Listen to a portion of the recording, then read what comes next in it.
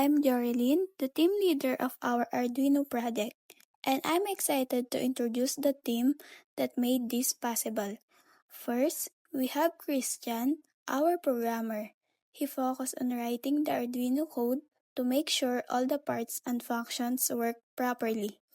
Next is Rizel, our analyst, who helped us understand what the project needed and guided us with the right planning and data. Then there's is Yesha and me were the designers of the group. We worked together to build the actual setup, connecting the components, arranging the parts, and making sure everything was working as planned. Arduino project number 2. The SOS beacon makes an LED flash in the SOS pattern of Morse code.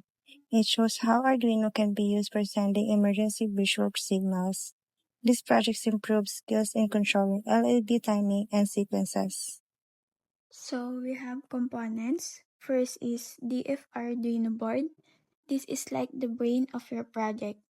Prototyping shield. This is placed on top of the DF Arduino. Male-to-male jumper wires. These are small wires used to connect parts together.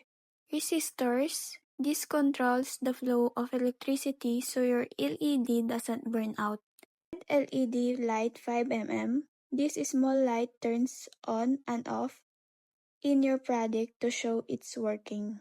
And let's get to the exciting part.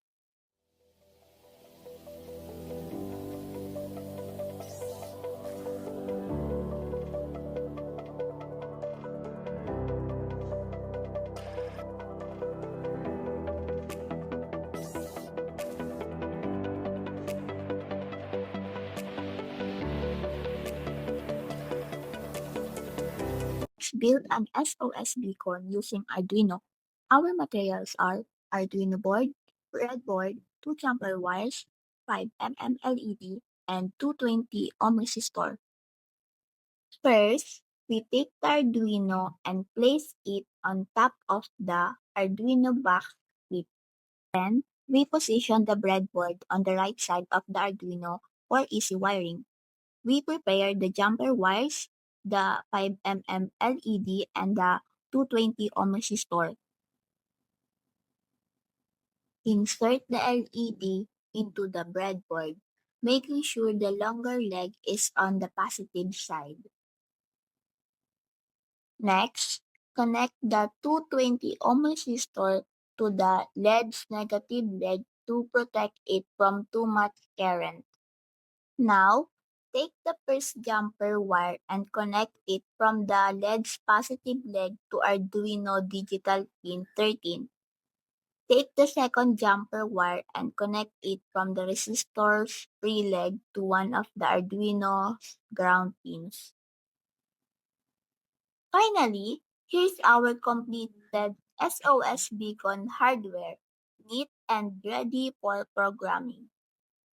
This first line is just saying, "Hey Arduino, remember this number 10. That's the pin our LED is plugged into.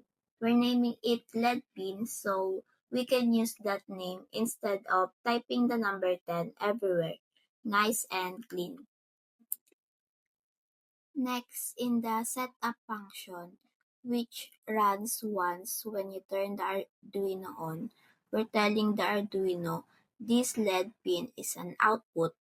That means we're going to be sending electricity out to the LED, not reading anything from it. Easy. Now, here's the fun part, the loop. This is the part that repeats forever, making the LED blink in Morse code, SOS. So, in Morse code, an S is 3 short blinks. Each dot is just turn LED on, wait 200 milliseconds, turn it off, wait 200 milliseconds. Do that 3 times in a row and boom, that's an S. Then, we go to the letter O, which is 3 long blinks. This time, we turn the LED on for 600 milliseconds instead of 200. Same pattern, on, off, pause, but longer on time makes it a dash. Finally, we do another 3 short blinks for the last S. Delay 1000. And after that last blink, we wait a whole second before starting over. That way, the pattern doesn't just run into itself and confuse anyone watching.